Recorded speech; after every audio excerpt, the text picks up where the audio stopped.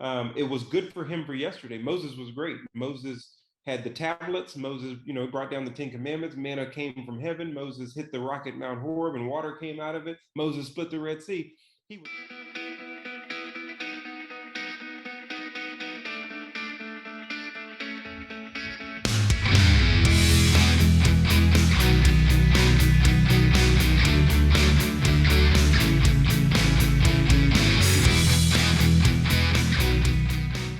Well, it is great to welcome Jonathan Evans into the Sports Spectrum podcast. How are you today? Doing well. How are you doing, Jade? I am great, thank you. And we just said a few minutes ago, we have this fun little fact in common, and that is that you have a family member who shares a first name with me. That's right, Jade Winter, our baby girl. She's 3 years old. She is the fifth of five, and so she's the final one, but she has a special name, and you share the same name, so that's great. Very cool, right? Where did you find her name? Whenever you find a different name that's not of the, I always say apple variety, because I find that to be very different. I always wonder where parents come up with it. So how did you and your wife come up with Jade? Well, first of all of our kids are J's and K's, okay? And so it starts out with Kelsey, then Jonathan, then Camden and Kyler. So I was like, my wife, you're beating me now. But I only have one J, and there's only one more kid coming. And so we started looking only at the J's. All right. And so we came up with the Jade. We actually have one friend named Jada and another friend named Jade, and we're trying to decide between the two. And so we came up with Jade. So we did it in a simple way. I love it. I love it. Jade Winter. That is beautiful. And she's beautiful. I've had a peek at her on your Instagram page. It's always fun to see that family that goes along with the person. What's life like as a father of 5, Jonathan? Oh, it's busy now. It's busy. We're doing the best we can. We're in the middle of the woods with no navigation, just trying to figure it out. It's wild. You can't keep the house clean. You kind of just have to be okay with okay and not great in some areas.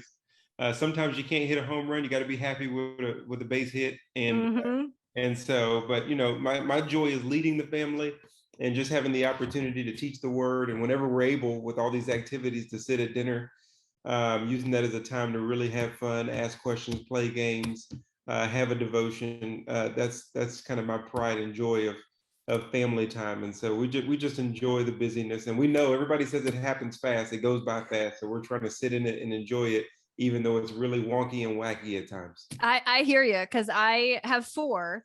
So I'm right there with you in the busyness. And my youngest is 2, my oldest is 10. So it's the same type of thing, right? Like you're like, okay, everyone says it goes fast.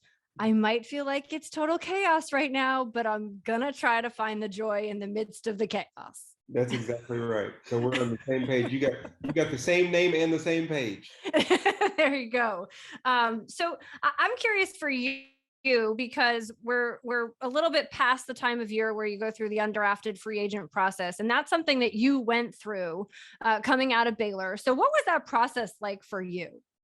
Oh, that's amazing. I mean, that process, it's very nerve-wracking. Obviously, you work hard. I was a senior at that time, and then the draft comes around, and you have a few guys calling you saying, "Hey, we may take you in the 6th round." At least for me, may take you in the 5th round or the 7th round. We're unsure. So you're really on pins and needles. You have some guys that they're expected to go in the 1st round, and they end up getting taken in the 3rd. So it's kind of a pins and needles, and you're trying not to stare at your phone, but your phone is staring at you. It's one of those deals. And I just remember the Cleveland Browns called in the 7th round, and I thought they were going to take me, but they were just telling me they're thinking about it. I mean, it's just it's a big back and forth. But finally, the 7th round passed. I'm disappointed. I didn't get drafted. But I had the Cleveland Browns, Cincinnati Bengals, Dallas Cowboys, Chicago Bears call me after the draft and all offer me a position on their team. And then I accepted the Dallas Cowboys because it was the home team. I didn't think about anything else. I thought Dallas Cowboys called, that's where I'm going to give it a shot. So it's fun. It's a fun experience, and being able to look back and just know that I had the opportunity to even be in that position is a blessing. Yeah. And I know you've been in this space on this podcast, and you spoke with Jason Romano about a year ago. And one of the things that you talked about is how the process of being in the NFL and bouncing around the NFL some, um, prepared you and opened the door for the work that God really wanted you to do, which was to be a chaplain to the Dallas Cowboys. And that's a role that you still have now. So I wonder, as you look back, how did everything you went through, from not being chosen in the draft and then having teams call and signing as an undrafted free agent and then making your way to a variety of different teams, how does that help you now as you serve players who are in the NFL? Man, that's a great question. First of all, I learned that even if you're undrafted by man, you're drafted by God. Amen. I learned that that God was using all of the disappointments in order for me to be able to minister appropriately and experientially to the disappointments that I would be ministering to. So I didn't get drafted. I got cut from the Cowboys. I went and played a season overseas. Then I came back. I got cut from San Diego. I went to Tennessee Titans. I got hurt and got carted off the field against the New England Patriots. Then I go to the Buffalo Bills. They decide they don't want fullbacks. I spent about a year and a half there. Then I go to the Washington Commanders now. They were the Yes. Washington Redskins back then. Spent 2 seasons there on and off the practice squad. Then I ended up getting cut. I mean, and I ended up asking the question that most people ask when they're in those circumstances is why? What is going on? I just feel like I'm living in chaos. And then ultimately, the whole time, God was saying, hey, I want you to go to seminary. I want you to start ministry. My wife was saying that, and I was ignoring that.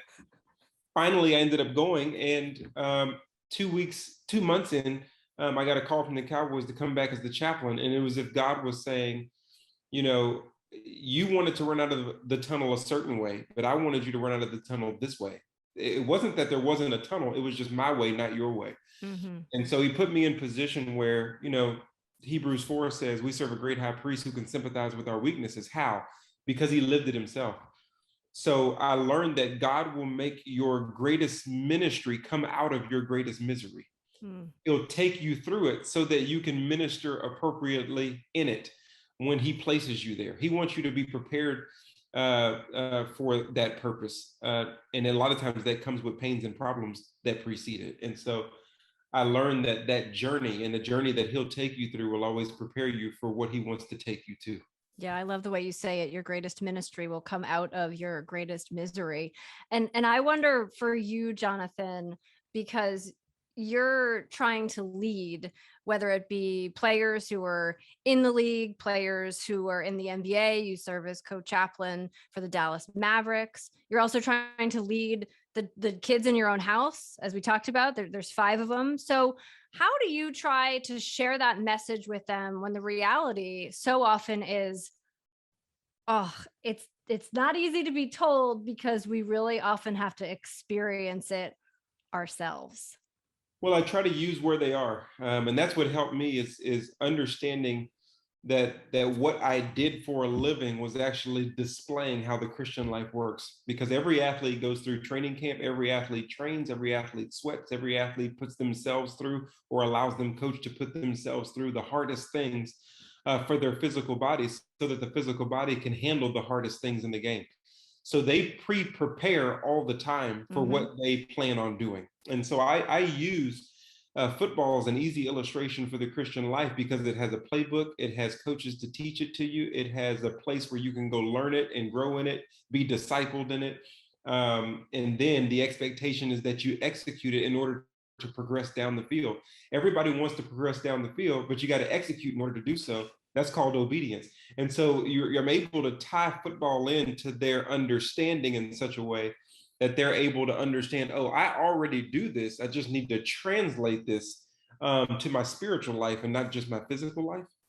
And that goes in both sports. And then the same thing at home. I let the kids know, kids think we were born yesterday. I let them know I've done this already. I've been here before.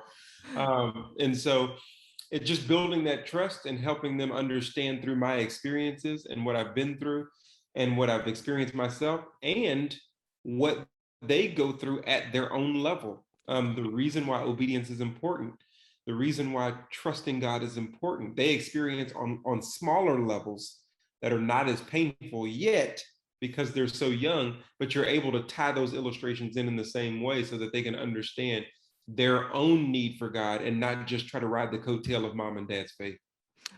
What's a moment where you felt like someone that you're discipling, whether, one of your kids or someone, within the locker room, a moment that you said, oh, wow, like he or she really got this, like it really sunk in and you felt that on the receiving end?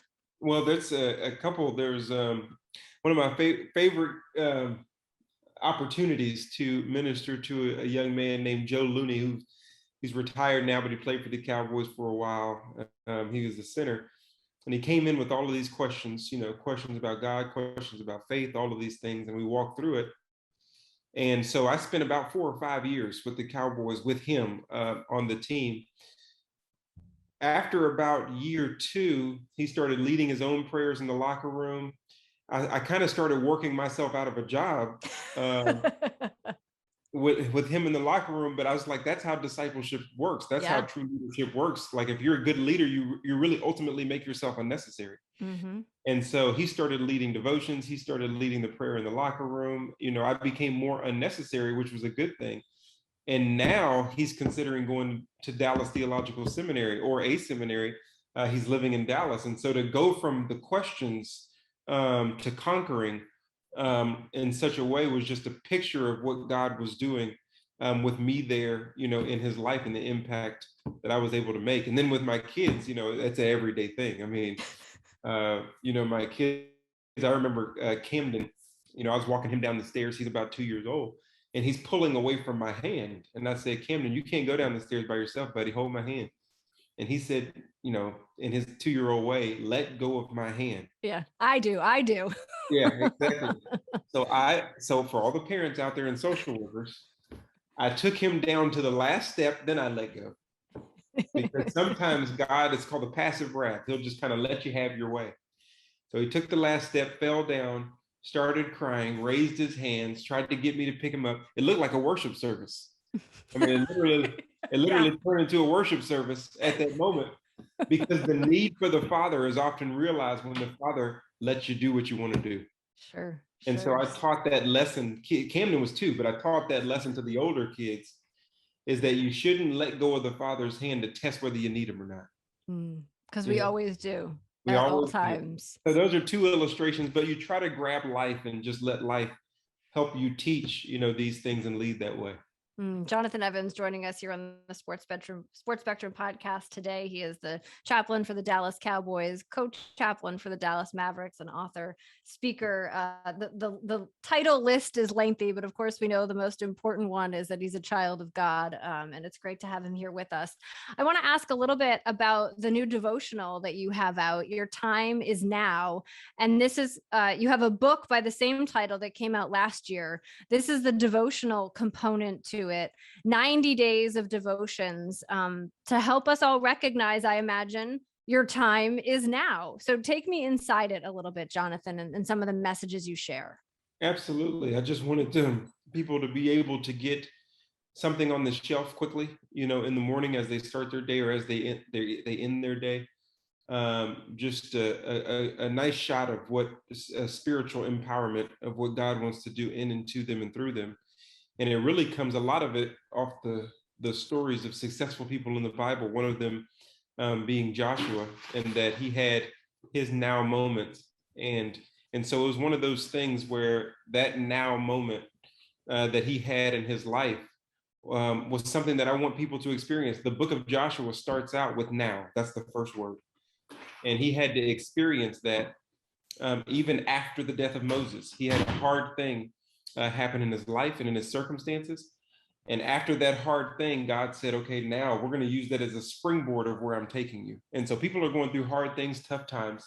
And I want to use this devotional as a springboard to where God has taken you, that he'll never leave you nor forsake you, but he wants to use you. And everywhere your foot treads, he's already given it to you, just as he has spoken to Moses. So this devotional is about your foot treading and to give you that empowerment so that you can experience what he wants to give. As you think about that, I mean, we've talked about this a little bit just within your own life, right? Like it was you letting go of what you thought was the plan in football and accepting what God said was the plan, that when those opportunities would come. So in a way, that was your hard thing that you had to relinquish to get to that now moment. That's exactly right. And so that's what Joshua had to do. Moses died suddenly, Deuteronomy 34. And then you turn the page and God tells Joshua now. And so if Moses stayed with yesterday, he would be stuck on the wrong side of the Jordan, and so would millions of people. So his leadership was most shown not in what he was going to hold on to, but what he was willing to let go of. It was good for him for yesterday. Moses was great. Moses had the tablets. Moses, brought down the 10 Commandments. Manna came from heaven. Moses hit the rock at Mount Horeb and water came out of it. Moses split the Red Sea. He was powerful for yesterday, but just because it was good for yesterday doesn't mean there's not a point in all of our lives where there's something that was good for yesterday has to be let go in order for us to get to tomorrow and get there successfully. And so that's a part of leadership. A part of leadership is understanding how to move, when to move, and having the discernment and understanding so that we don't hinder ourselves, but we also don't hinder our kids, our families, our wives, our husbands, and those that are in the sphere of our influences. And so that we can lead into the plan that God really has for each and every one of our lives. Correct. That's exactly right. That's like such a huge part of it, right? I mean, sometimes it's us getting in the way of a grand plan that he has that for the most part, we can't even imagine because his ways are higher than ours. That's right. His ways are not our ways. His thoughts are not our thoughts. And they're very different. That's what that means. As high as the heavens are above the earth. And so a lot of times relying on what God is saying and moving on what God is saying is difficult and uncomfortable because he's not saying what you're saying. He's pushing you further. He's pushing you higher than you think that you can go, further than you think you can go, and making you reach farther than you think you can touch. And that creates dependency on him. Yeah. What's the tangible advice that you give someone who feels like they're in that situation where they want to trust, but they're in that wrestling match, if you will, and they need to find the way to move forward, and depend on God, but they're having trouble figuring out exactly how to do that in a tangible way? Yeah, well, the first step, I think one of the tricks of the enemy is to think that you can do it and figure it all out and hold up this heavy responsibility by yourself. Exodus 17 says Moses' hands got heavy, so he had Aaron on one side and her on the other side, and they were able to hold his hands up. There came a point where the situation was so bad that Moses could no longer do it on his own. And that's a part of our humanity. The spirit is willing, but the flesh is weak. In our humanity, you're going to get tired. You're going to feel like you don't know where to go. You're going to feel confused. You're going to have times where you feel like you can't go anymore. The question is there any iron to sharpen you? Is there any brothers around you? The Bible says a brother is born for the time of adversity, or sisters. It's the humanity statement.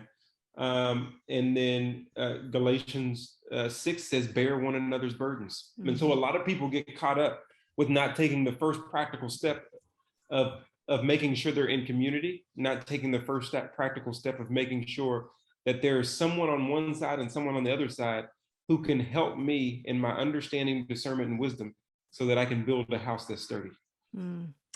It's so important, that community. And I think in this time, we've all seen that given the last couple of years and what we've lived through, the pandemic and everything shutting down and all of that. It has only exemplified the importance of community for all of us. Jonathan Evans here with us on the Sports Spectrum podcast. I wonder, what is the thing that you feel like God is teaching you at this point, Jonathan? Well, I think this point in my life, one of the things that I'm learning is balance. I think it's Proverbs 11:1 says an unjust balance is an abomination to the Lord. And when you get so busy that your devotions begins to wane, when you get so busy that your children are not getting as much of your time, or your wife is not getting to date you as much as she should and as much as I would like to, when you're out of balance and realizing that my primary ministry needs to be in priority. And so a lot of times we'll climb the ladder of success only to get to the top of it and realize the whole time it was leaning on the wrong wall. And I don't want that to be my story. And so I've got to balance. And so one of the things that God is teaching me is that your no will be the greatest yes you give yourself. Sure. That the ability to say no, that there's no, this is a once in a lifetime opportunity, I've got to take it. No, opportunities come and go. But faith and family last forever. And so prioritization is very important and balance is very important. When you feel like you have that decision that you have to make between a yes and a no, what are your tools for evaluating that? Yeah, my tools, I've created a schedule. And so I've had to see anything that's important, I prioritize on my schedule. I have a calendar, I have a schedule, I put things on it to make sure I don't forget, to make sure I'm in the right place at the right time. Sometimes mistakes happen, but ultimately I package it to make sure that it happens, doesn't happen, or happens at a certain time or place. What I've had to do with my calendar is say, these are the months that I'm going to work. These are the weekends that I'm going to work. These are the months that I'm not going to work, meaning be on the road or do certain things that take me away from the family, namely November and December. Sure. For me, if in the summer, if I have a speaking engagement, if my family can't go, I can't go, because that's the time where my kids are out of school. So I've created boundaries. That means that in the summer, I don't have as many engagements because that's a whole lot of people traveling, but that's good. So it's being willing to create boundaries. And the Bible starts with boundaries. It starts with at the beginning of the Bible, God says, from every tree of the garden, you may freely eat, but not the tree. Yep. So he created boundaries. And a lot of times we live with no boundaries and wonder why we're in chaos. So true. Good stuff. Thank you so much. We really appreciate the time here, and congratulations on the devotional component. As I said, to your time is now. Daily inspirations to go get what God has given you. And I love the title. I think it's terrific because ultimately that's why we're all here, to figure out how we can serve God and create the life that he wants us to live and have the impact for his kingdom that he's called us to have. Absolutely. Thank you so much, Jade, for having me. It's been great to be here. Thanks so much for watching today on Sports Spectrum. Make sure you click that subscribe button so you don't miss any other videos. And if you want more stories on sports and faith, check out our website, sportsspectrum.com.